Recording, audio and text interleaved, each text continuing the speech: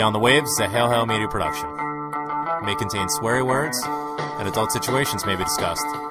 If you're in the company of underage temps, turn off the show now and listen back later. If you'd like to get in touch with the show, email us at beyondthewaves67@gmail.com. You can also find us on Twitter at BTW Celtic Show, or you can join our group on Facebook at Beyond the Waves. Hail Hail, and keep the faith.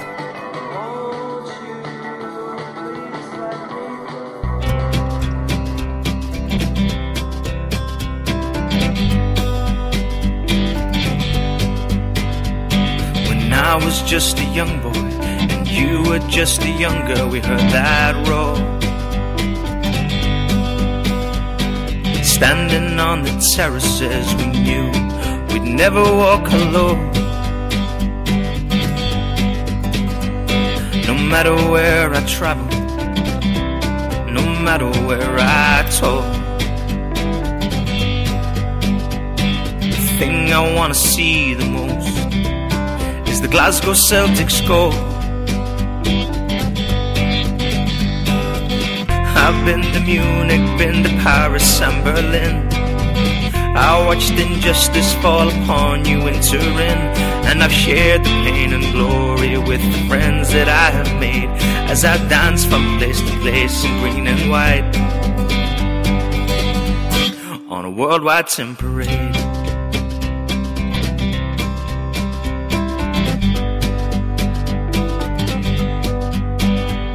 I've roared the boys to victory, from the north to the south to the east and west. Tims of many cultures, from Aloha all the way to Bangladesh, singing songs together as a Celtic family. One people under green and white shouting, sure it's a grand OT. I've been to Munich, been to Paris and Berlin. I watched injustice fall upon you in Turin, and I shared the pain and glory with the friends that I have made as I dance from place to place in green and white on a worldwide tin parade.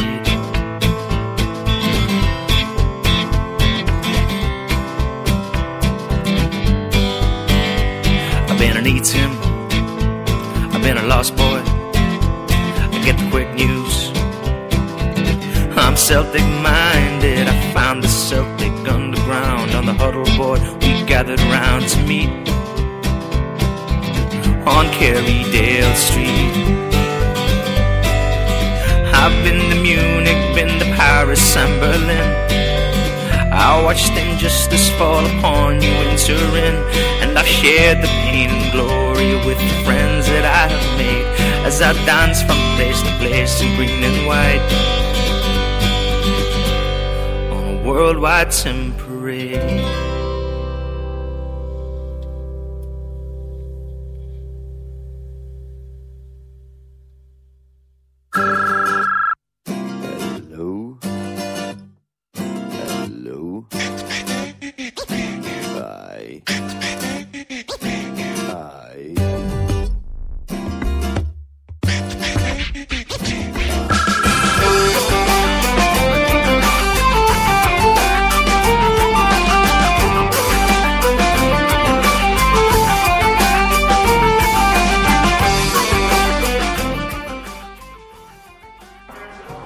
Welcome to the Beyond the Waves Celtic Football Show. My name is Graham Wilson, and I am a Scotsman trapped in an American's body. But today we are joined by a man who's big enough to have 3 Scotsmen trapped in his own body. Yampy's over in the corner with the Sands 81 jersey on. He's on the phone talking to somebody, but we'll talk to him in a minute here. First off, as always, joining us, well, he's live today. We're coming to you from the Plow and the Stars in Philadelphia at the corner of 2nd and Chestnut. If you come to Philadelphia, make sure it's a point of your visit to visit the Plow and the Stars. Fantastic venue, but as always, joining us, he's from Perth Amboy, but he's in Philadelphia today with us. It's the Rev. Hello, Rev. Hail, hail, champions! Champions! All right, let's go around the horn here because we have a panel. We have a huge panel today. Also joining us, I like to call him the Elvis of Donegal. A man who really needs no introduction. A very good friend and a fantastic Tim. It's Seamus Cummins. Say hello, Seamus. Hail, hail, lads. Championes, 36 cups. Here we go. Fantastic stuff. Seamus is in the house. Also joining us, Sean Brennan. You know him on Twitter. Sean, get in here. Say hello. Hail, hail. Very nice. Very well put. Another member of the panel today who also is known far and wide. He's from South Jersey, and typically we have his theme song. It's a Blondie tune, but nonetheless, Yampy in the flesh. Hail, hail, Yampy. Yo, motherfuckers, 36 titles, baby! Ah! Yep, that's definitely Yampy. Unmistakable. So, fantastic result today. Obviously, 36 Scottish Cup that we are holding aloft, and fantastic feeling. 3-0 today. Gary Hooper with a brace going out. Probably, I would say, his last game in a Celtic jersey. Fantastic performance. And Joe Ledley cleaning things up with the third goal. Rev, let me turn it over to you. Who is your player of the... I mean, there was so many great performances. You really couldn't pick out anybody that put a foot wrong throughout. Scott Brown, obviously, had a fantastic game. Really strolled through it and controlled the midfield, but also... it was nice to see Paddy McCourt get a run out, not just that, but also get the captain's armband in his last game in a Celtic jersey. What are your thoughts about this game generally? It was a good game. The first 10 minutes are a bit contentious. I thought, Hibs were up for it, and I'm just glad that they seemed to die out shortly thereafter, and the rest of the game just belonged to us. For the sake of posterity, I'll just say my player of the game was Gary Hooper, since it'll be his last game, and it's good to see that he showed up today, and it wasn't like he was the last few weeks where he just had his head turned, and today I think he knew it was his last game too, so he said fuck it, let me give a proper performance. So I'll give it to Gary Hooper for today. Yes, absolutely, and he used that fat ass that Scott Brown referred to in his comments midweek. Fantastic. I was unlimited entertainment, from Scott Brown in that interview. Just basically picking apart each member of the team. It's a lot of humor, and you can definitely see what Scott Brown means to not just the team and how they play on the pitch, but also the dressing room. Seamus, let me get you in here. Paddy McCourt gets the run out towards the end there. What are you going to make of the time that Paddy McCourt had at Celtic? I mean, what's his legacy going to be going forward? I think Paddy McCourt had loads of wonder goals for us. Unfortunately, never met his full potential with the injuries, not being able to keep fit. But Paddy will live forever in our folklore as one of us. And a sad day today to see him depart. But it was great to see that the gaffer gave him the armband there at the definitely. end. Nice touch. To be the captain, and Paddy ran out. And next year, I wouldn't be surprised if he was either with Hibs or Dundee United. And he will haunt us. Let me tell you, if he goes to another SPL club, he's going to play against us, and he's going to score loads of goals. Yampy, get in here. Give us your thoughts from the game today. I mean, obviously, everybody can kiss your ass, as usual. But, in terms of the performance on the park today, I mean, what did you make of Hibs as an opponent? And just, obviously we had a dry run in the run-in, and it seemed as though the effort and the enthusiasm was lacking. What did you make of the effort and the focus today from the Celtic side, going up against what we deemed was going to be a worthy Hibs opponent? Hibs were useless. That was my opinion of Hibs. They went down 1-0. They were looking to fucking mail it in after that. They were just like, let's get to halftime, 1-0 down, we'll be all good to go. We scored a second goal on them. They were just mailing it in. We dominated that team. We lorded over them. They're just a Celtic wannabe club that don't want to fucking embrace their heritage. They kiss my ass. They lost. Yes. They didn't want anything to do with Celtic. Yeah. We went 1-0 up, and they already are packing it in, saying, oh, let's just go back. Maybe we could take this team 1-0 halftime. It was Celtic's game to win. We're best club on the day. We deserved our 36th goddamn trophy. It's for the supporters. It's for the people and the cause. Love this club. We got the trophy we deserve. Rangers, you could kiss my ass. There it is right there, Yampy. Yampy letting it know, letting us know what to make of this situation. You know, even Rangers aren't even in the SPL, and he's not, you know, gonna back down and let them know exactly. Jesus, there's a man drinking it looks like cider from a horn, and there's Cow's horn. There's a cow's horn, and he's got a strap like it's almost like a guitar strap. Let's get you. Down zone, baby. Come on in here. Speak live to the world. Okay, introduce yourself. Let the listeners know who you are and what are you holding? What are you drinking? I'm Francis. This is my my drinking horn. It's a bull's horn. Somebody get a picture of that and tweet it up. Baby. Buddy of mine in Texas. Long live independent Texas. Sent to me. The deer horn. Was that Jamie Burchell? It's my buddy Ben. I don't know. That might be too political for me. We'll call him Ben Franklin for safety's sake. Fantastic. Jamie. The deer horn, the deer spine here. I killed both deer myself. Can somebody It's a take a picture and 6.8 tweet this horn. up? Please, Yampy. Yampy, get in touch. We need to see this. We need to see this so the listeners around the world can see exactly what we're describing. He's got a deer carcass as a strap to hold the horn around his neck. He's celebrating. How politically correct is this? It's very unpolitically correct. All right, good. Here you go, boys. I don't need this. Fuck you, Rangers supporters. That's it. That's it. He's he is Jamie Burchell. Also packing, by the way. Fantastic. Francis, he doesn't like the hunt and he's ready for you. Doesn't even matter. Zombies. You're all right. A kill shot right to the head. So check Yampy's Twitter. It's Yampy. YAHMPY. We'll have a picture of it up. It's absolute bedlam here. I did not take a picture of that 9mm. He kind of did. Jamie Burchell. Had me at hello. See, we don't have that much difference here. Fantastic. So, you know, obviously, clean sheet. Look what I said. Look what I said. Russian Steve behind the bar. He's keeping us hydrated. Great stuff. He's done a great job. As I mentioned, play on the stars. Second and Chestnut. When you're in Philly, make it a point to stop by your fine establishment. They have a Rangers coffin someplace. Rev, let's talk about the game a little bit here. James Forrest comes back in. That was a bit of a surprise for me that Sammy didn't get the start. I know it's a surprise. I love to give Sammy stick, but he's become one of my favorite players as of late.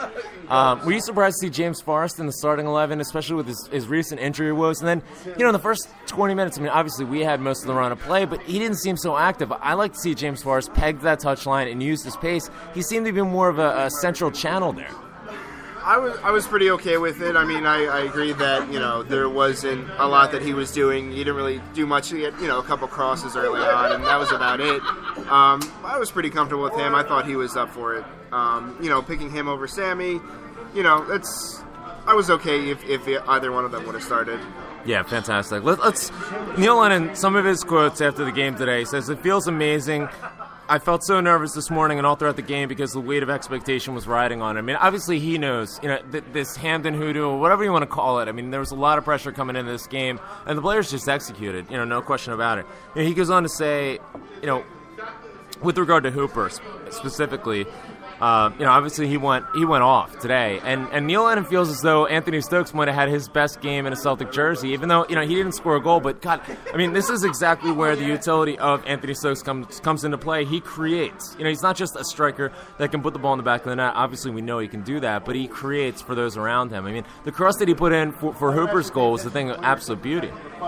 Yeah, and I like to see early on how he was just running up the left flank and just drawing all the defenders over, and that's exactly what he did. He drawed everybody over, made the cross for Hooper and left him wide open for the goal, and that's exactly what he's perfect for. And I'm glad that his contract got renewed, and hopefully we get to see him a lot more in the years to come. Definitely. Yeah, I'm just retweeting a picture. This was me with the drinking horn. Obviously, you can find it on iCeltic on Twitter, but I just retweeted it from, obviously the BTW Celtic Show feed. It's a horn that has a deer carcass sort of guitar strap kind of deal. Yampy's going to take another swig off of this thing. Go ahead. Sorry, my man. Go ahead. I'm like Yampy is the biggest man I've ever seen in my life. 36 trophies, baby. My bad. Sorry. No. Listen, you're big enough where you can do what you want.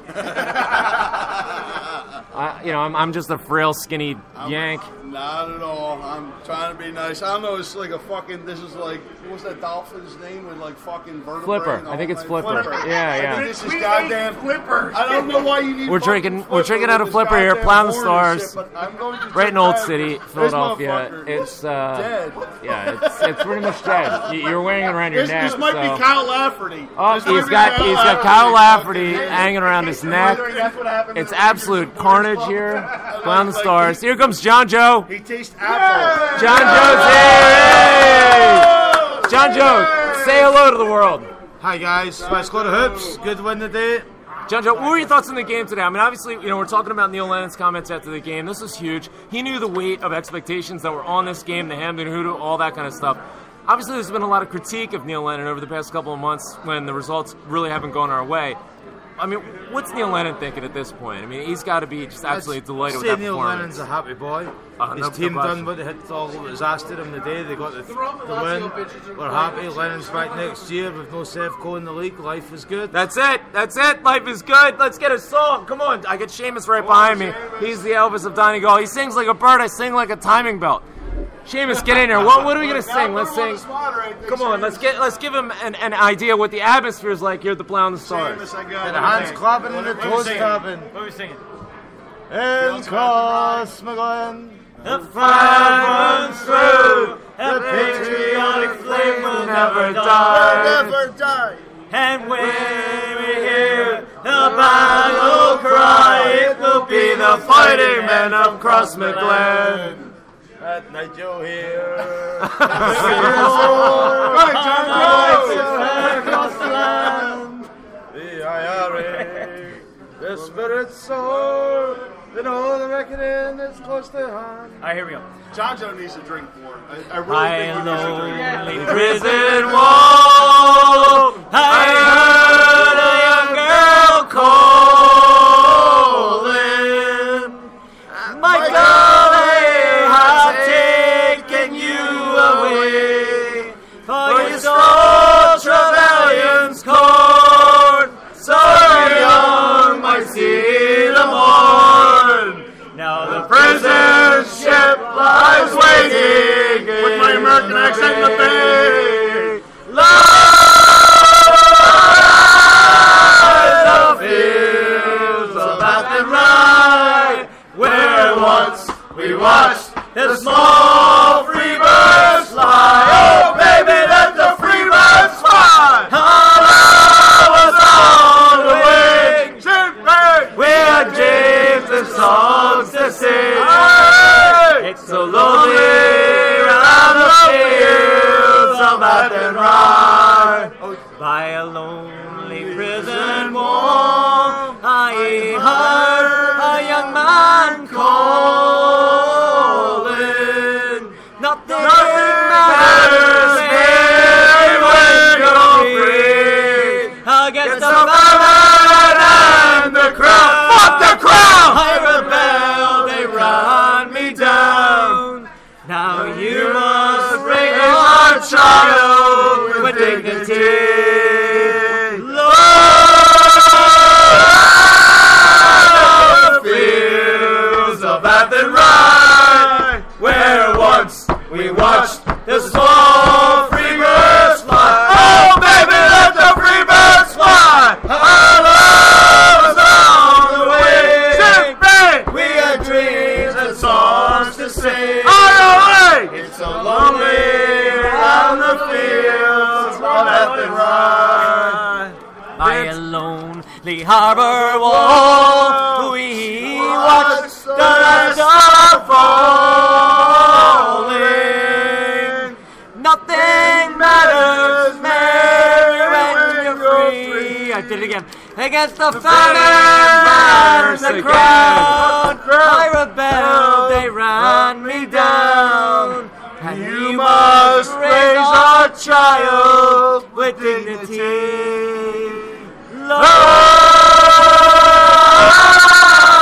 Love the fields of Athenry, where once we watched the small free birds fly. Oh, baby, let the free birds fly. Sing it. On the wing. Sinn Féin. We had dreams and songs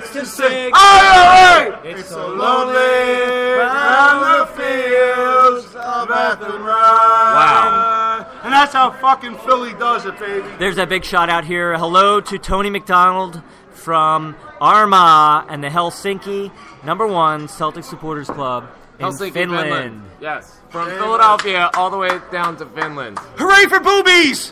Hooray for boobies! Hooray. Welcome to America. It's carnage here, Philadelphia. We are doing hooray to boobies, and I don't know, Babs. Patty Brennan doesn't like the Babs, but shout out to Patty Brennan. Patty Brennan's like the most popular shout out lately. He used to be Willie Keane. I think Willie Keane was 2012 shout out of the year, but it's Patty Brennan all the way. Shout out to Patty Brennan, and obviously Paul Lee, St. Sixtus. He's off his head, probably in an opium truck. So lovely stuff. Do we have a chat room? Is the chat room open? Yeah, the chat room's open, and so we're getting some shout-outs here. Obviously, Jim from the Myrtle Beach Ball Deep CSC, the best name of a CSC pretty much ever. Now, all of a sudden, everybody sings, and then they go straight to Twitter. Oh, how did I sound? Everybody's like, oh, what kind of tweets are we getting in? Send your tweets to BTW Celtics Show. Let us know what you're thinking today, what your thoughts are. Obviously, done the double, exercised all the ghosts. I was nervous, Rev. Shame on me. You were the one who said it, 2 weeks ago, that this game would have been a historic game, that no team ever lost, the Scottish Cup final 2 years in a row, and we're the team to, make that happen. So good on us. Actually, just finding out that it was only done once before. Oh, really? In the 80s, but actually the team, it was Dundee United who lost 2 cup finals in a row, and it was Celtic that beat them the second year in a row as well. So history continuing there, making a bit of history through continuity, I guess. 30 years ago. 30 years, Rev. I'm old. I'm an old man. It's very sad. So we're not taking calls today, obviously, because we don't have the remote speakers, but we'll try and get as many of our thoughts and capture the atmosphere here in Philadelphia as much as possible.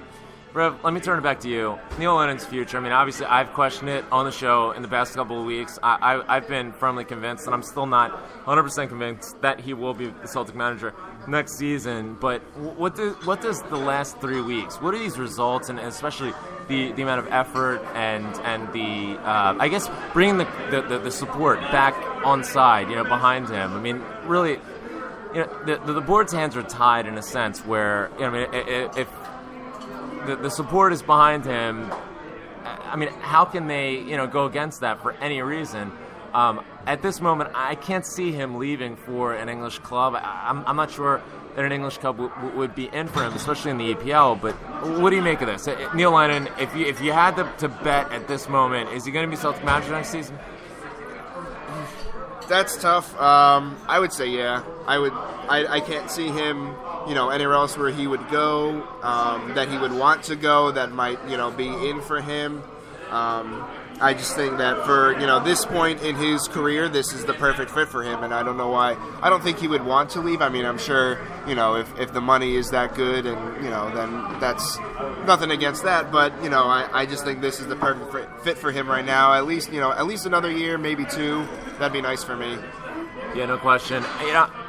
The other aspect in this that we need to take into consideration is, I've mentioned, who are going to be these English teams that are going to be in for him. Obviously, there's a big question mark still remaining at Everton, and several vacancies have opened up in the past several weeks. But, a lot of rumor about Owen Coyle being maybe his replacement. I think we're a bit getting ahead of ourselves with all this. And certainly as sort of the silly season opens up and we're linked with Craig Bellamy, Robbie Keane, and everybody else that we're always linked to, Scott McDonald, the speculation is just going to continue. But what do we do now? Enjoy the next couple weeks until they start up for Champions League. I mean, that's another good point about Lenny. If he does go, who do we have to replace him? I mean, I wouldn't put Mialbi up there and step right in and assume the role. And I would expect Mialbi will probably go wherever he's going to go. I mean, Lennon wants to take everything intact. I would guess.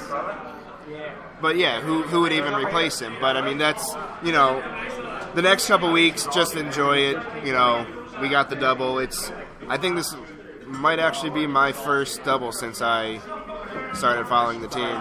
Yeah, they don't come around very often. I mean, obviously, talking about trebles and how rare they are, doubles are certainly nothing that's overly frequent themselves. So in the spirit of what Paul Larkin was saying several weeks ago, we can't overlook winning a league title, and we won it by a huge margin this season, and we had such a stronger team as compared to the competition. But we really have to appreciate and celebrate and enjoy winning the double, because that just takes it to a completely different level. We talked about this over the course of the season. In terms of evaluating this and comparing it to other seasons, would you look back on this season and consider it a success? Yes. I think I brought it up a couple months ago, right after we were out of the Champions League, and I said, I asked you, what you thought we would have to do to consider this season a success, and it was my opinion that we would have to win the double, in order to best last year, since the league was pretty much a given. So definitely, getting the double, that's a success, and we had to do that this year. No question about it. Now joining us all the way from County Tyrone, it's Swing. Swing, get in here. Come on. Armand. Oh, good man. Armand, say hello to the world. Listen, I'm just glad there's no Huns in Glasgow today. They're keeping their heads low. Glasgow's green and white. No question about it. Very well said. Glasgow is definitely green and white. Philly's green and white. Philly is definitely green and white. It's absolute carnage here. Sean Brennan's over there. He's speechless. We got to hail out of him in the beginning, and that's pretty much it. Yeah, we got to get Liam in here. He's been the star of the show. Really, every time we come to Philly, he's always stole the show, and we got to get him in here. Come on, Liam. Come on. He's got to ration himself out. I don't know, maybe it's the paparazzi. Here comes the horn. Oh, God, that thing makes me nervous. The horn aplenty. Oh, we retweeted a picture of it. It's got a deer carcass around it. It's absolutely terrifying. But if you're going to celebrate, you got to be the king of celebrations, and that's definitely the way to do it. Rev, Gary Hooper's probably, I would say, last game wearing a Celtic shirt. First off, and I want to say this comparatively as well. We talk about Scott McDonald, and obviously his last season, there was a lot of, and season and a half, really, there was a lot of turmoil around his stay. Once he got that 7 jersey, didn't quite live up to expectations, and then certainly the first half of the season, where Tony Mowbray's the manager, he was sold on. It was allegations that he might have been the mole in the dressing room with his contacts with Keith Jackson, etc. Maybe showing a little bit less of the enthusiasm, but Gary Hooper, he fulfilled a very similar profile to Scott McDonald. But I think he's exceeded it. Not just with his goal total, but with his commitment to the team, throughout. And he goes out on such a high note. What are we going to think back, maybe 5-10 years from now, on Gary Hooper's time at Celtic? And obviously, it's going to be related to where he goes in England. But your thoughts?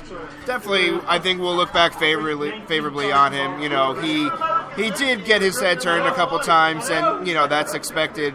Someone that in his field, but at the same time, by and large, he was a consummate professional. He played for the team, he played for the jersey.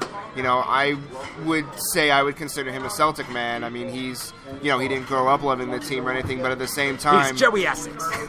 At the same time, this is where he made his name, I think, and people will remember him. It's not going to be like Henrik Larsson making his name with Nobody's Celtic. going to be Henrik Larsson. No, Let's be honest. But at the same time, I think we should be so lucky. Yeah, on a smaller scale, I think he's made his name with us, and we can definitely in time look back favorably. I've got a Gary Hooper jersey, and I'll be proud to wear it. Anytime I do. He goes out on a high note. You're a fanboy. Look at you. Hey, I made a promise last year. Whoever the Golden Boot winner was, that's how I was going to get their jersey. There you go. You're lucky it wasn't Thomas Runyon. Then you'd be out of jersey. I'm not sure what his legacy is going to be looked at when obviously history's made 5-10 years from now and things like that, but I would expect that he's going to be gone in the summertime. What are the key positions that we need to fulfill? Obviously striker. We need some reinforcement there. we're losing, upwards of 30 goals from Gary Hooper in all competitions, so that's not going to be easy to replace. Certainly we saw a fantastic performance today from Anthony Stokes, and certainly, with a full season of fitness, he can do a world of good to fill in a lot of that activity, but, we're going to need somebody else to sort of supplement that and leaps and bounds. But what other positions do we really need, or do we have an opportunity to reinforce? I always harp on center half. I think that's always, it tends to be a bit of a weakness. Obviously right now it's in terms of depth, but where are you looking in this summer transfer window? I would go more towards maybe something like attacking midfield. I mean, I know that's kind of a cliche to always bring up, but we've got the depth at center half. If Wilson's having an off time, then we got Ambrose. Ambrose might be having a wrong time. Throw somebody else in, whatever. Charlie Mulgrew, who played in my opinion, his natural center half. Didn't put a foot wrong. Didn't have a lot to do, but he was immense. Throughout the course of the day today. Yeah, we're good at central defending midfielders. We're plethora of players there, and we're good. We don't really need too much on the wings. I think the wings are fine, and we need someone to pair up with Stokes. Don't forget, for the last couple of years, really, except for his first season, Stokes really hasn't played a lot. Lenny favored Samaras over him. So if we get Stokes playing the majority of the season, we really just need one other person, and I would be comfortable with that being, Tony Watt. I think they would pair up. He's young, obviously, but he's ready. He's ready. He's definitely ready. So. Yeah. For me, I would just like someone, and maybe we don't even really need to buy an attacking midfielder. Just give. I would. Yeah, absolutely. You can't do that enough of it. I guess. Yeah. I mean, we've got Rajic. We've got what's the other guy? The Bosnian guy? Astoria? Atajic, that guy. 17, 18 years old, but fantastic prospect, obviously. Hey, we got Russian Steve. Russian Steve's doing a fantastic job. Give me some. There you go. Russian Steve behind the bar today, doing a fantastic job, keeping us well stocked. If you're in Philadelphia, Second and Chestnut, come in and see the Play on the Stars. Take care of Steve. He's good. He's good people. This place is full of Tims. You're seeing Celtic jerseys, Celtic track jackets. Mike Roman's here. It's fantastic stuff. We need another song. Well, Seamus isn't around. Hey, Yoppy's over there. He's got a T-shirt. I got plowed as the Rangers died. Get some of that. Play on the Stars. Look him up on Google. You can get the website. We got to get another song. What kind of song are we gonna sing? Get Seamus back over here. Seamus did Fields of Athenry should do the so boys the at Brigade? The Real Madrid Celtic thing here in Philly at the Monument for the Family Memorial and the whole nine. I have been waiting for him to do this, like with his velvet tones. Seamus needs to do this. Seamus needs what, to do the Fields this. of Athenry? Yeah, I need to hear it. You're drunk. You're drunk. We already did that. Yeah, I might be a little banged up. We already did. I want to hear it one more time. He wants to hear the Fields of Athenry. We already did. I know we covered it. It's all good. Yuppie, we're going to do the Fields of Athenry. No, we're not doing it again. What do you but want not to right do, now. Seamus? Boys of the Brigade? Boys of the Brigade's pretty fucking awesome, too. Yeah, it's pretty fucking awesome. So south of Garryon. Was on a dreary New Year's Eve as the shades of night. Get in here, Yuppie, come on. A lorry load of volunteers approached the border town. There were men from Dublin and from Cork, Fermanagh and Tyrone, and their leader was a Limerick man, Sean South from Garryon. Oh, and as they marched out to the street, a shining pike in hand, and they marched with a grim array, a starboard, and they sang. For Antrim town, they led us to the fray. We're singing Roddy McCorley. And Roddy McCorley goes. We kind of are. I was wondering when you were going to notice that. Fantastic. So there we go. Okay, let's do a real song. Okay. Yeah, we'll do a real song. Hey, champagne. Get the champagne in here. In the heat of Lisbon. Fans give in their thousands to see the boys we go. Oh! 67 in the heat of the sun. The fans give it their thousands to see the boys become champions. 67. Oh, when I see a Celtic, I go out of my head. I just can't get enough. I just can't get enough. All the things you do to me and all the things you say, I just can't get enough. I just can't get enough. We slip inside and we fall in love, and I just can't seem to get enough. Oh, do do do do do do do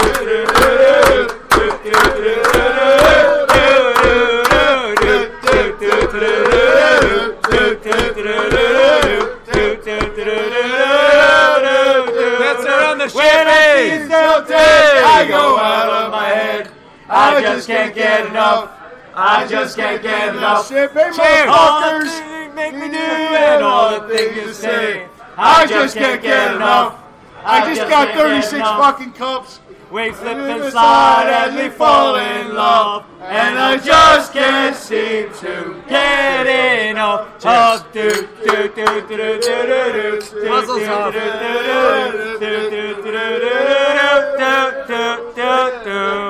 All right, everyone, raise the glass.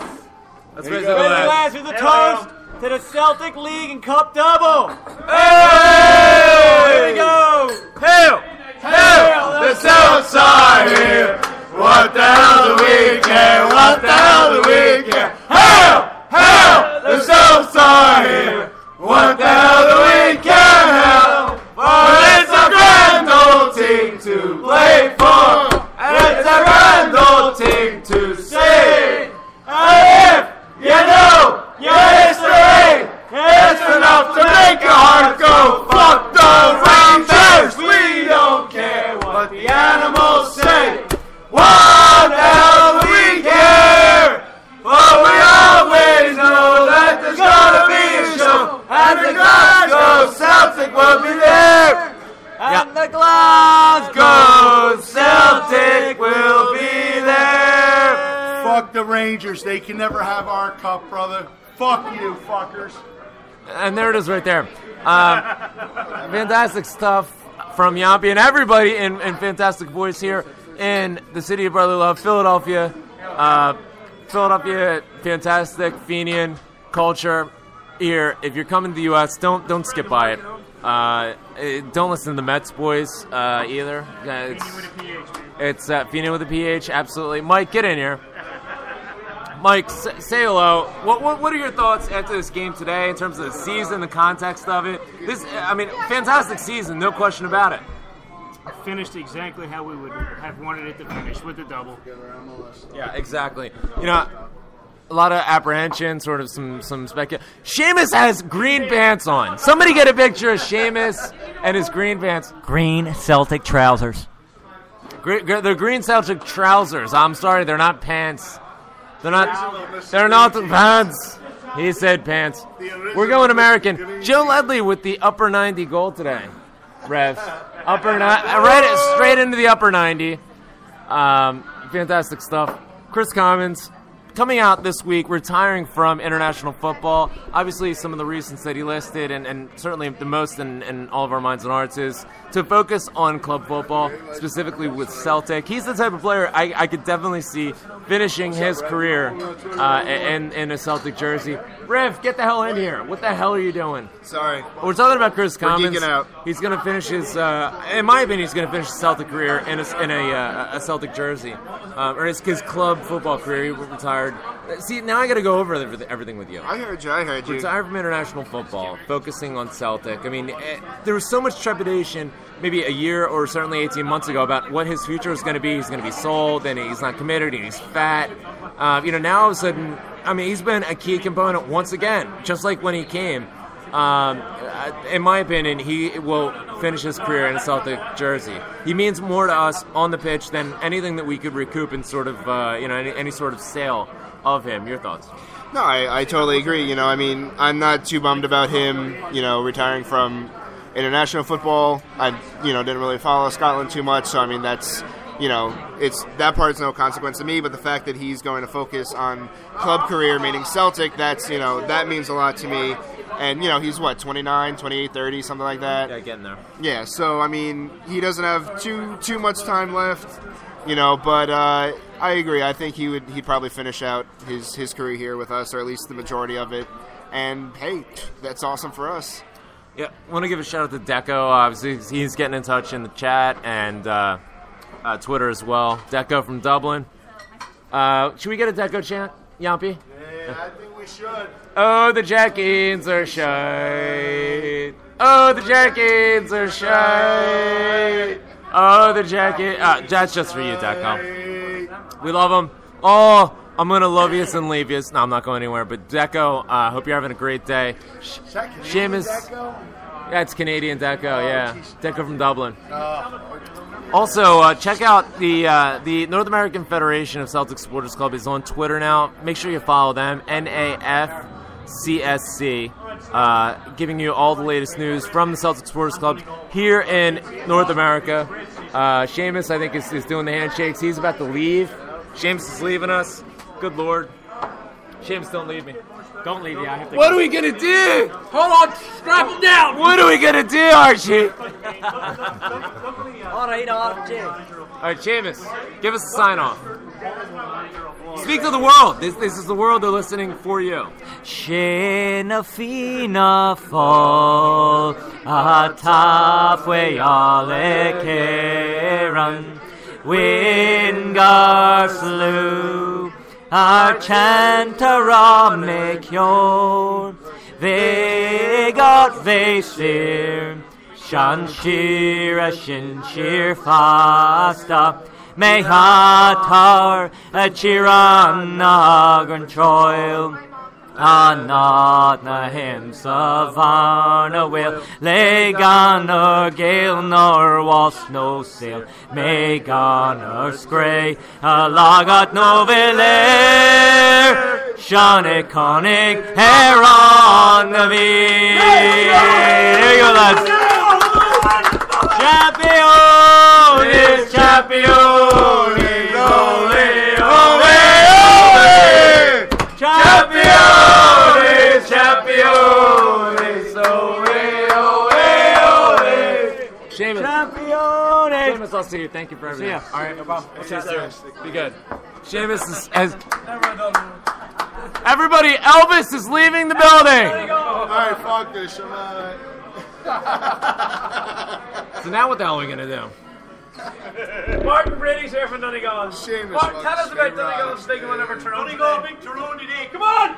Put that in your pipe and smoke it, baby. Martin, get in here. Say hello to the world. Come on. Tell them nobody likes Tyrone. Come on, Donegal. You got more. Cheerio, cheerio. Seamus is leaving. We can see you Sneaking out. We can see you. We can see you. We can see you sneaking out. Out, Seamus. God love him. There goes our pipes, baby. There goes our pipes. Fantastic. So let's get a consensus in here. Obviously, typically we're looking forward to a silly season, a transfer season. Gary Hooper's going to be on his way out. Might be Wanyama going, but we have some games to play and not too short of a distance. Middle of July, we're going to have Champions League qualifiers.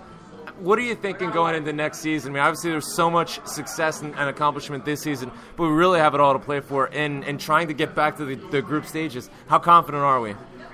First off, Swing, get in here. How confident are we getting back to... Well, in all honesty, if Neil Lennon sticks around, we can go a long way. He's under pressure from the media. He's under pressure to move to England. They don't want to see us doing well in Scotland. Neil Lennon's got a young team. He's good at bringing in young players, building them up, motivating them. He got that from Martin O'Neill. I think we're going to do well if we can keep him around. Like you say, Hooper's probably away, Wanyama's probably away. We're going to see what's going to happen. I think we're better off in the Europa League, to be honest. We'll do better. We don't have the same exposure, but we can go on and win that. I got a good feeling about it. We could probably go in and win the Europa League next year. We got a good, strong team around us. Are we going to have a similar situation to what we had in Seville? There's a lot of conversation at this moment about would we have been better off not making it to the final 16? I mean, I would make the argument that we could have made it further in the Europa League than we did in the Champions League. Obviously, you've seen Benfica get into the final, and we knocked them out of the Champions League proper. Obviously, like you said, it's a lower profile, it's less money coming in, but I mean, we're flush with cash at the moment, and those special days like Seville, which we just celebrated the 10-year anniversary of. I mean, those are the things that you tell your kids about, and if they're old enough, you get your kids too, because you don't know when the next time's going to be. Let's take it around. How confident and what's your thoughts going into next season? Mike, get in here. Mike Roman. Mike, get in there, Mike. Mike the Roman. I have to agree, man. It all starts with Lennon. The amount of money that was actually our payroll compared to the payroll of the other clubs that were in our group was minuscule, and it was Lennon. Lennon motivated our team. Lennon took us into the final 16 there, and it all starts with Lennon. Regardless of who our team is next year, it starts at the top. It starts with who the manager is, and it's going to be interesting to see where we go with that. No question. I completely agree. I mean, so much of the credit needs to go to Neil Lennon. Let's pass it around. Get in here. Tell the world who you are and what your thoughts are. It's Mark. I think next year is going to be the roughest year we're going to have in a long while, because it's not just Celtic. The league's got to realize the rest of the league's got to step up. When they start doing that, the league's we're going to get better. Europe's going to grow once more Scotland teams join. But I mean, especially like to your point, I mean, there's teams like Dundee United that are coming up with just a heap of youth talent. It's going to be developed. I mean, obviously they have one of the best in the business, Jackie McNamara, leading the charge at this moment with Simon Donnelly. They've changed the culture at Dundee United and really tried to instill a lot of the principles with training and nutrition that are going to have them come up. And you're absolutely right. I mean, Rangers are not going to be around. Sevco, whatever the hell you want to call them, zombies. My personal opinion is they're going to go into administration again. They're going to hit the wall completely. Michel Platini, highlighted in the middle of this week, but these other teams are going to have to obviously they're rise literally to going to have to step up. Yeah, I mean, it's rising tide and all that. If you don't, you're going to sink. No question. Mark. It's Misha and Martin O'Brady as Donegal. Good win for Donegal today over Tyrone, but I have to agree with everybody. First of all, Neil Lennon is a GA man from Ireland, is the backbone of the club, and he brings everything we need to the club. But I think we need an attacking midfielder. We need somebody in midfield, a young player to create, to attack. Our goalkeeper's great. The defence is coming together. Up front, we got Hooper, Stokesy, Sammy. But we need a midfielder to create something, to create chances. We just need somebody. We need a Neil Lennon. That's what we need. If Neil Lennon can find another Neil Lennon, that's what we need. And put the boots on yourself, Lenny. we need somebody like that. We need I don't know what we need. We need a tough Irish attacking, creative midfielder. John Daly, I thought he had a few more good years in him, but he dropped away down to the second division, so whatever. He's a second division player. We know he was. Yampy, get in here. Come on. We need some of that profane wisdom. I would love Lee Griffiths, but I'm not sure if he can make parole or anything to get out of fucking prison. I'm not sure if he can get out on bail to be playing for our club. Yes, bail bond CSC. I think it's going to be, and Graham, you hate this, but I'm looking forward to Johnny Russell, CSC next year, playing with our club with his 46 sleeves and tattoos and the whole fucking 9 and everything else.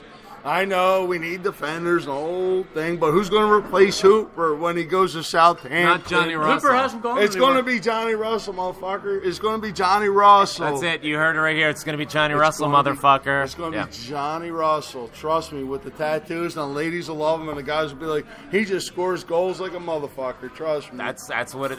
That's exactly what they're going to say. They might not say it. He might. Jimmy's winning matches. Come on, Donegal. Hey, Jimmy's good with us. He's on the staff. Would he be an upstart Rev, from 4 get today? the hell back in here. Good Rev, Lord. get us, With your studious glasses, look at you handsome bastard. Insensible Jones here. Get in here. I'm here. Rev, I'm asking everybody what our thoughts are going into the next season. Obviously, we have some Champions League qualifiers coming up, fast and furious. We talked about the difference between Europa League and Champions League, and the Champions League is obviously the pinnacle. That's really what started all of this in motion. We had a windfall, what I would estimate, over £30 million. That's going to go to offset our debt, to feed the coffers. And that's not even with selling Gary Hooper and potentially Victor Wanyama. Certainly we're going to need to make some purchases. I would probably argue we don't want to go after some of those big money buys. We want to keep shopping in the same market as we have been. It's been successful, so to speak, so far. I'd really like to keep our business model, but how confident are you? I mean, as was highlighted, this is going to be a very difficult offseason, trying to turn the team over, as well as going through all of these qualifiers. What are your thoughts going into this offseason? Last year, we beat Benfica. We advanced in the Champions League like we had to, and we got the money. Benfica went on and to win. Chelsea won. They went to the Europa League final. And that could have been us, but you know what? The windfall, the profits that we got from advancing to the last 16 in the Champions League, we needed that. Next year, it's not that important. Like everyone else saying, like I think we could do a lot better in the Europa League. It could be a tougher league because a lot of the teams that could be potential winners, but then don't win their domestic league by just a couple points, something like that, might get upset. But I think we could definitely do far, and we can definitely do some damage there. Obviously I have no doubt that we'll get into at least the group stage of the Champions League. How who we get matched up with and how far we advance there. Whatever. But I can definitely see us doing some damage again in Europe this year. And if it's the Europa League, I can see us going even further. Maybe quarterfinals, even better. Johnny Russell, he's not a Hun. Yeah. Yampy keeps coming in with Johnny Russell. There's more of a chance of Johnny Flash joining the Celtics side next season, in my opinion. Obviously, Dundee United is not going to let Johnny Russell go for free, and I think that his valuation is likely to be more than he would be worth for us. If it's anything in excess of £1 million, I'd certainly be hesitant against being a buyer at that point. I think that we can definitely spend our million to £2 million on a better player from some remote sort of region that we've never heard of. I mean, think about the players that have been such an informative or sort of influential part of our side. It's always been the Victor Wanyamas, Gary Hooper. I mean, who the hell heard of Gary Hooper? Who the hell heard of Scunthorpe? Prior to him coming. All these guys behind me are giggling like a bunch of schoolgirls. We got to keep up whatever with John Park's doing. Whatever he's doing, just let him do his thing. I would agree completely. I'm sorry. Johnny Russell, man crush. My bad. Look, can we get about 70 guys to drag Yampy out of here, okay? What, Lee Griffiths? He's going to steal my wallet or something? Oh, Jesus. Yampy. Somebody get a crane. We need to get Yampy out of here. I have to agree with Graham. We don't need Johnny Russell. We don't need... Sorry, Yampy, don't smash me over the head from behind. Who are we going to get? But we don't need that position. Up front, we have Sammy, Hooper, Stokesy. We got people. We need a midfielder. I keep saying we need an attacking, creative midfielder to get the ball up front to that other teams are afraid of. Last year in Europe, yes, we beat Barcelona, which was one of the greatest moments ever. I'm afraid but in of all that the Ambrose. He can do cartwheels. in all the other games, we don't have someone that scares other teams. We need a midfielder. We need somebody that opens up the defense of other teams. Well, I mean, especially when we're going up against those packed boxes, like November, December in the SPL. Okay. We don't really have that element that's going to slice open the fences. So often we see, and even in the past couple of weeks, not even in the winter months, we see lateral passes, back passes. There's never that knifing, and I almost fault the philosophy that's going on in Lennoxtown. I don't want to do that too much, but your first instinct should be up the park, not sideways or certain that back pass. But you need that outlet. You need that player that's going to drop a little further back, take the ball up the park, be good in traffic, and then be able to distribute. And we really have been lacking that sort of player. We need a but who? So let's not talk shit here. So who? And he has who the fuck's going to be? Well, we talked about Rojic. We brought him in from Australia, and he's a young kid, and he's look. Key was not a superstar with us. I would probably make the argument ever. But when he had his fantastic moments, it wasn't certainly in the early part of his Celtic career. He really grew in leaps and bounds in terms of being a complete footballer. And I think that we're going to see something very similar with Rogic. I think that Rogic is much better in the tackle as compared to Key on the front end. But what Rogic needs to do, in my opinion, when we've seen him, he's been a bit timid. He's good with the ball at his feet, but he needs to be more aggressive. He needs to be more confident that he can take some chances. I was just saying, are you comfortable with him? Seriously? Like seriously, right now, are you comfortable with him? Fucking Champions League type fucking competition, saying that Rosic's going to be the fucking man. Yampi, I take your point, but if you asked me the same time last season if I would be confident in Kelvin Wilson going up against Lionel Messi, I'd say absolutely not. Yeah, but Wilson had fucking previous English experience and shit as opposed to Rogic. What does Rogic bring to the table? Fair point. You're going to feel comfortable with him? No, fair point. Well, and that's... Yeah, it's up to the team to find people. Celtic has always been a team that finds people they can play. They can find them from... That's amazing. They can find them from wherever. And that's what we do, and that's the job. We have to find... Paul McStay, Brian McClare, whoever. We have to find Henrik Larsson, Paul Lambert. We have to find. That's the job. We have to find them. We have to find the next guy. We have to find the next guy. We have to find the next guy. That's what we have to do. And we can't we can't buy a big player. We're never buying a big player again. They have money. They have money. We don't have the money that other teams have. We don't. I get that, and I understand what the Prem brings to the league and the fucking Bundesliga brings to the league. But you can't tell me that you're going to sit there and be comfortable with it at 16. You are 16 clubs going into the fucking final of the Champions League. That you're going to be comfortable saying we have to find guys, we have to find guys, we have to find guys. You can't be comfortable with that because you don't know that you're going to find guys. You need guys ready to fucking roll. If you don't have guys ready to roll, you're not going to get through 16. Here, you got another Guinness. You got another Guinness. I see it. All right. I agree, but we got toasted by Juventus, who from pillar to post we should have fucking owned this club. They sat there and they fucking manhandled us. They beat us from the fucking park. They fucking went physical with us. We need people in the midfield that control the goddamn game like Commons. We need a fucking plan before we go into the 16 to sit there and say that we need to depend on people. We need to sit there and find guys. I can't fucking find guys. We need a plan and be ready to roll. We get into the goddamn Champions League. We need players that are ready to go. We can't be sitting there saying, "Oh, well, how should we spend our money? We're Celtic. We have a little bit of extra. Don't have the money. We have a little bit of extra dosh. Let us spend the fucking money and see if we can find guys." It doesn't matter. You need people ready to go. Listen, the manager needs a plan and be ready to go. If the passion isn't coming through on the radio, you should see him in person. I mean, he is absolutely I have to agree with that. so passionate about. Love him. Yampi right here, passionate about the club, passionate about the cause. I mean, so goddamn much. It's not even fucking funny. I want to see them succeed so much and relive the honors of '67. Relive people with posting their pictures on fucking Twitter and sitting there saying, "This is where I was in Seville. This is how I was having fun with my friends." I want to see this club fucking just win. I want to see Celtic win. Well, I don't want to sit there and be going into the end of fucking July and having a plan that needs to be sorted out. They need to have this shit ready to go so we can kick ass and further where we were, past Barca and the whole fucking nine. This is a great club, people and a cause.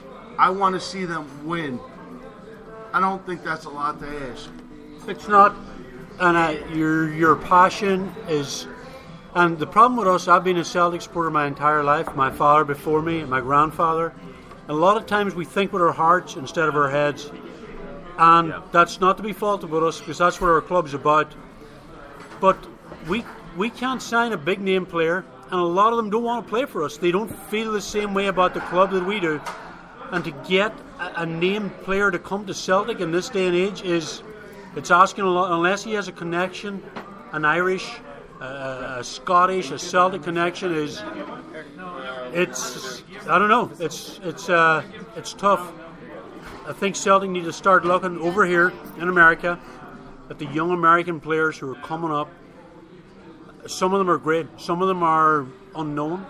Some of the young American players are standouts. They really, really are. They're as good as the young players coming up in a lot of countries.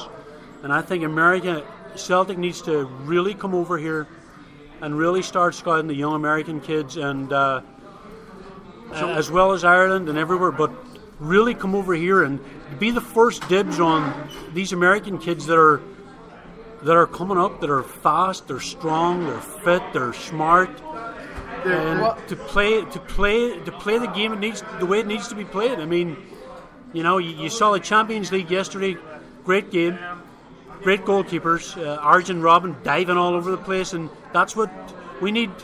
We need players at Celtic that don't want to dive, that want to play tough, they want to play hard, and they want to play smart, and they want to play cheap, to be honest, and that's what we need. And I think we can get them, but a big name player coming to Celtic, it's not happening. Sorry. I'm not asking for a big player. I'm asking for someone to be committed to this club, to believe in all the things that makes up this club, to sit there and give their hearts and sit there and say, this is what Celtic means to them, and they're going to win for this fucking club. I'm not asking for them to be fucking Arjen Robben or whatever the fuck. I don't care. I want guys that'll sit there and sell out. Where for do we Celtic. find these guys?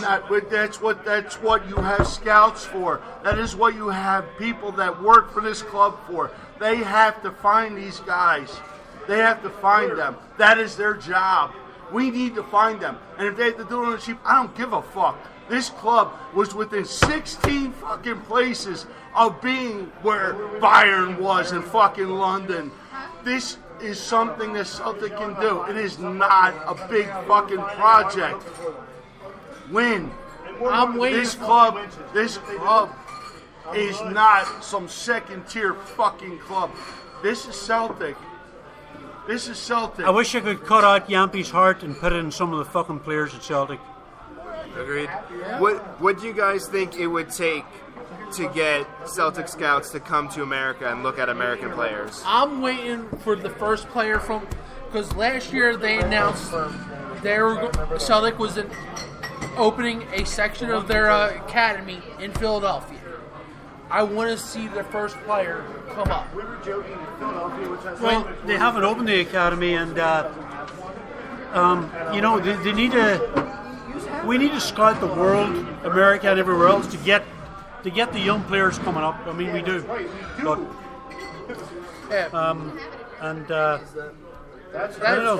that is one of Celtic's greatest strengths was our academy system. When they expanded to started opening up in Philadelphia, we'll get.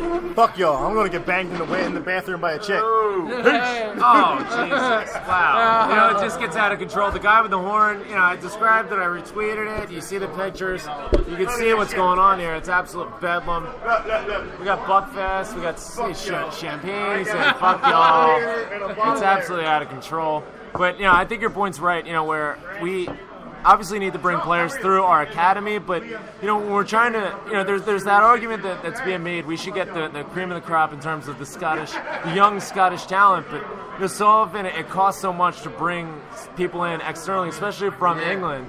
I'm just arguing that, you know, the market that we should be in are in some of these more obscure places, but the challenge always becomes getting them a work permit. You know, they need to be an internationalist, and that is sometimes restrictive, especially with these South American countries who bring through such talented players at such young ages that by the time they would qualify to come to us and get international duty, you know, the Barcelonas, the Real Madrids, and the bigger clubs are always looking towards them. But yeah, they're already grabbed. So, gee, who do we bring in?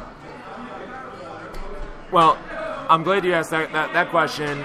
It's already rumored that we've signed the pre-contract with Tonev, and I think his name is Anthony Tonev, or Dmitry Tonev. He's from Lech Poznan, from the Polish league. Now, he's a left-sided midfielder, attacking, more of that nature, but from what I've seen of him so far from YouTube clips, etc., is that he's exceptional in transition. He's good with the ball at his feet at full speed, which is going to be great. You know, my criticism, especially throughout the spring, has been some of that tempo has been missing in a lot of these games. It just seems so just lackluster, passing the ball back, passing the ball to, side to side laterally, and we really don't have that cutting edge.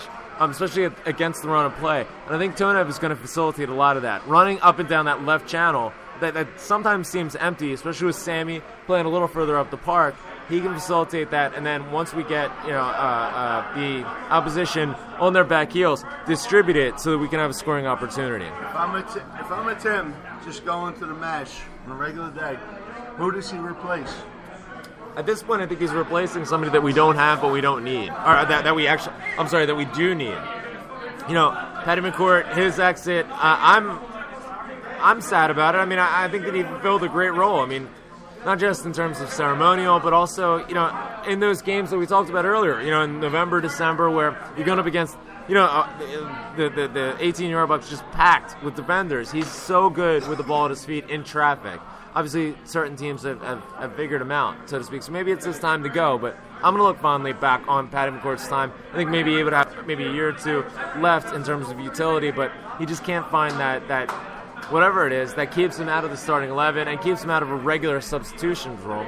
But we have Forrest on the right-hand side, and yes, he's drifted more centrally in terms of his preferred position or where he's being played.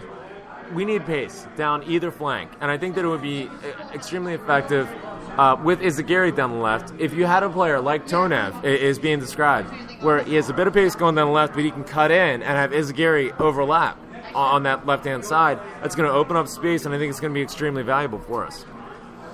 I'm just looking at it as a guy who saw this club go to 16 within, for the Champions League. I want to know that there's upgrades. I'm not just replacing pieces with other pieces. I want to know whoever I bring in. Are we bringing better players in than we've had before? Yeah, no, I see your point.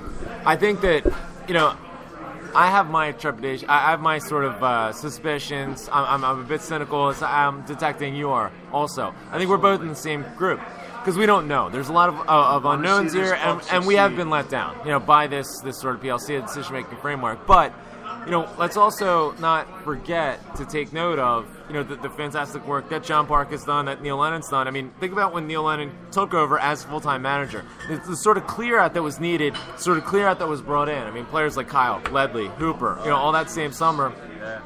This is a new territory, so to speak. I mean, we've loaded up, on the front end, and we know we can do it. The product of it was on the pitch today. Can we reload? Can we remove some of the parts and then supplement them with replacements? Because we're going to need replacements, and then move up, like you're saying, increase the quality of these players so we can get to that next level. That's going to be the key. My faith is in the fact that John Park has delivered, in my opinion, so far. But where does he carry it from here? You can sit there and be fucking ecstatic from pillar to post that this club has won the title, and I definitely am. I know you are too. But the thing I think is that I know Hooper's gone. I know he's gone. He's going to Southampton. He's fucking gone. I know that there's other dudes that are going to be on this club that are gone. How do we replace those parts? How do we replace those parts? You're going to talk about moving F. Ambrose all over the fucking field and the whole nine. You got to have a set plan. Does this club remind you of something that's going to be 16 in the Champions League? Does this club, as you see it now, with Hooper gone, does this club, as you see it now, Wanyama might be fucking gone. He might be gone. And he shouldn't be gone because he fucking absolutely dominates for us. If he's gone, and nobody wants to acknowledge is that, he might be fucking gone. If he's gone, did we do enough as a Celtic club to reload? Did we do enough to replace those guys? Did we do enough? Because I'm concerned. I'm definitely concerned. Yambi's got concerns here, and rightfully so. I mean, like I said, we've been let down in the past, and might there be the suspicion that the club's going to try and bank some of this money instead of, really investing it in, the next round of players? I don't want to see them go on the cheap and sit there and say, "Oh, we've been to this, Sweet 16, oh fucking 9." I don't think we need to start spending $10 million for a striker or anything like that. But right, Rev, get in here. Are you confident? Does sort of the PLC structure, the structure that we have in play right now, does it have your confidence that we're going to be able to do this? Short answer, yes.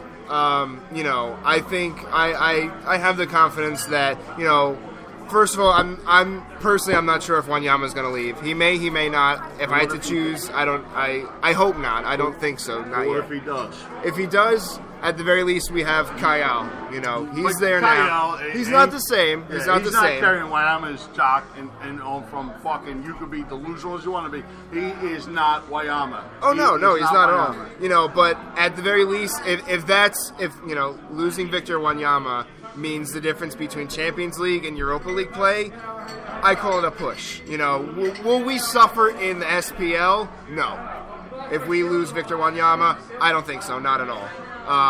We'll still win whether we have him or we don't have him. You know, about Champions League, Europa League, that may be the difference maker, which that remains to be seen anyway. But I mean, you know, as far as what's going to happen over the summer, I'm expecting the same old where we'll lose a couple players right from the get-go. You know, everyone who's on, you know, their contract expired, they're gone, whatever.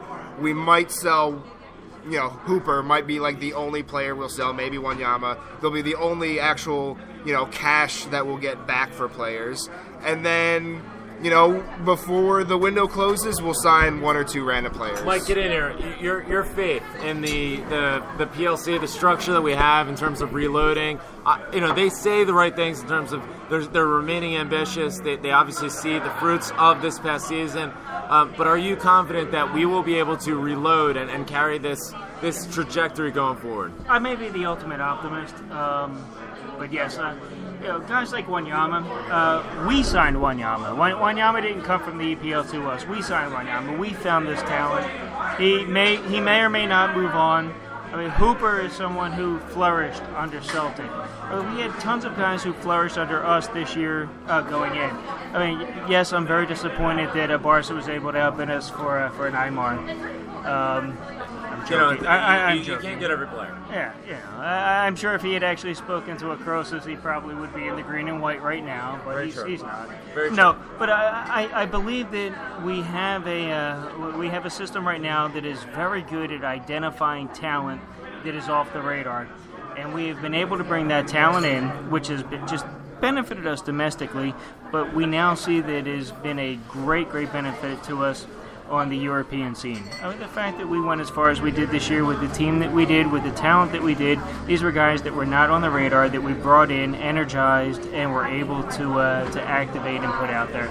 I think that we can. I think that we still have that structure in place, that we will be able to continue bringing in the talent that is not recognized, that's affordable for the Scottish League, and will also allow us to compete on the continental level. Yeah, no question about it. I think that was exceptionally said.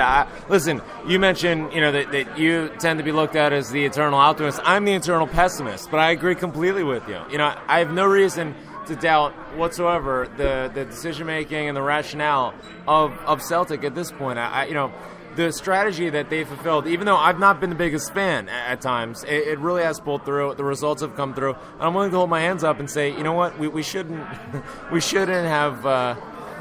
Thank you, Rev. You know, we shouldn't have expected a lot of that money to be splashed all at one place. The Marc-Antoine Fortuné reference came up a bit earlier. I think that we have it right, you know, in terms of how much we're going to spend for particular players. Maybe we can ramp that up a little bit, but I'm not even so sure I want to do that. If we're going to get players like Wanyama, who are now valued at $20 million, this is the market that we need to be shopping in. You know, before they go to some of the lower level English sides, come up and then, you know, get crazy amounts of money, that should be us. Absolutely. And those guys are out there, those players are out there, they're in those leagues that they want to come to us, especially because we are qualifying for the Champions League. They want to come play for us. We can bring that talent in, we can develop it, we can go far in the European competitions, and ultimately those players are going to want to move on, but when they do, we're going to receive, you know, a decent profit for them, which is going to allow us to invest in even better talent going forward. Yep. No question about it. Mike, thanks so much for joining us today. It's great to see you, as always. Philadelphia, you know, certainly my home. I will live someplace else, but Philadelphia will always be my home. There's the horn. Let's get the horn a sign-off here. There it is. The horn with the deer carcass. Yep, I'm on the hoops. Hey, Rev, get the hell in here. Listen, we're going to wrap it up here, but Rev, another fantastic season. It's been 2 years. since we started this, pretty much in the anniversary of the Scottish Cup, last Scottish Cup that we won. Could you imagine that it would turn into this sort of bedlam and just a disgrace to all humanity?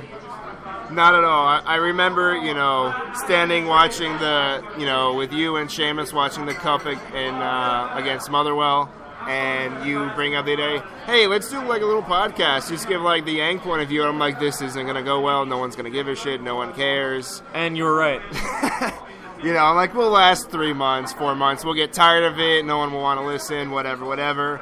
And here we go, 2 years later, we're standing on top of a media empire. No question. It's a conglomerate. Rupert Murdoch is obviously shitting in his pants. And, it's a good thing he has a diaper at least. But no, I could not have imagined, where we are, what we turned into. I mean, I'm not saying like we're on top of the world, but take it easy. All right, I mean, you might want to say like what you've turned into. Okay, but I'm very glad and thrilled, and we've seen some podcasts come and go, and to each his own, for whatever reasons, but we're still here, we're still kicking, and I don't see any reason, why we wouldn't be. So here's to another 2 years, hopefully. Very well said, Rev. Thank you, sir. Hey, give me slip me some skin, bruh. All right, very nice.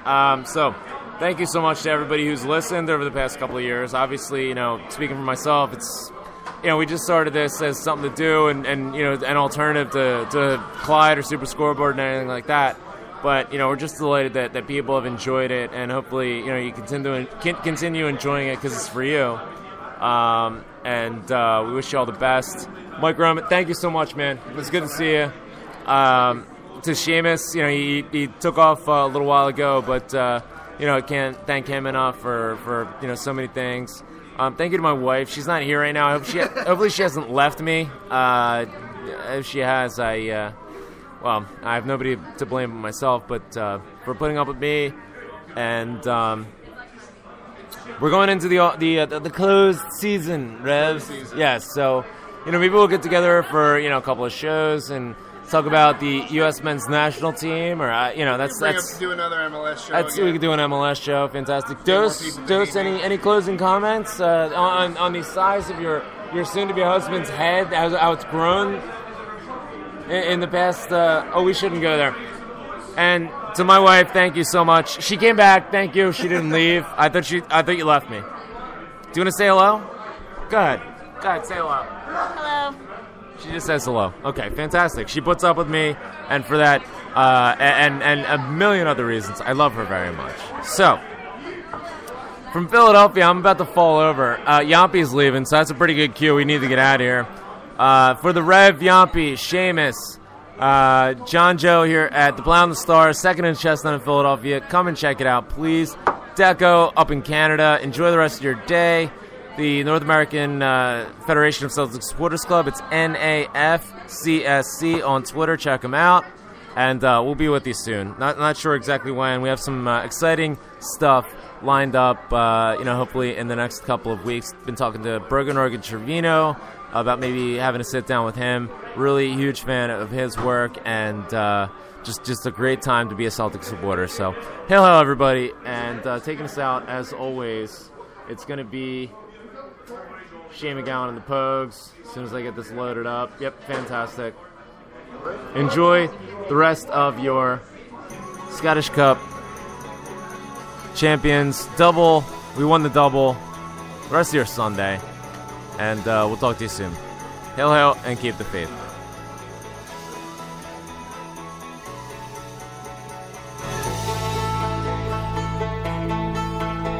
The island, it is silent now, but the ghosts still haunt the waves. And a torch lights up a famished man who fortune could not save. Did you work upon the railroads? Did you ride the streets of crime? Were your dollars from the White House? Were they from the 5 and dime? Did the old songs talk to cheer you? and the dice still make you cry? Did you count the months and years, or did your teardrops quickly dry? I know that it was not to be on a copping ship. I came here and I never even got so far that they could change my name. Thousands are sailing across the western ocean to a land of opportunity that some of them will never see. Fortune prevailing across the western ocean, their bellies full, their spirits free. They'll break the chains of poverty and they'll dance.